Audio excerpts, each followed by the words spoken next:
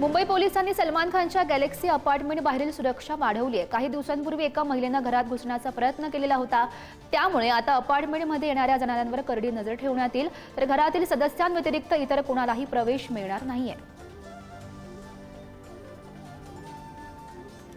बॉलिवूडच्या लोकप्रिय ज्येष्ठ अभिनेत्री हेलन यांनी त्यांच्या फिटनेसनं सर्वांना आश्चर्यचकित केला।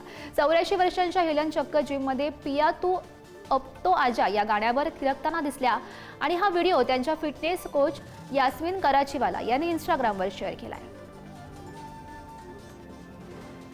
अभिनेता एजाज खानला बलात्कार प्रकरणात मुंबई हायकोर्टाने अंतरिम जामीन देण्यास नकार दिलाय। आता प्रकरणाची पुढील सुनावणी 2 जून रोजी होणार आहे।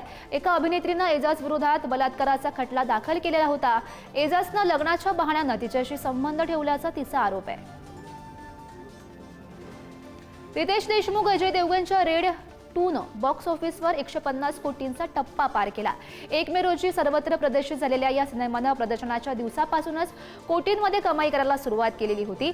सुरुवातीपासूनच या सिनेमाला चाहत्यांचा उत्तम प्रतिसाद मिळतोय।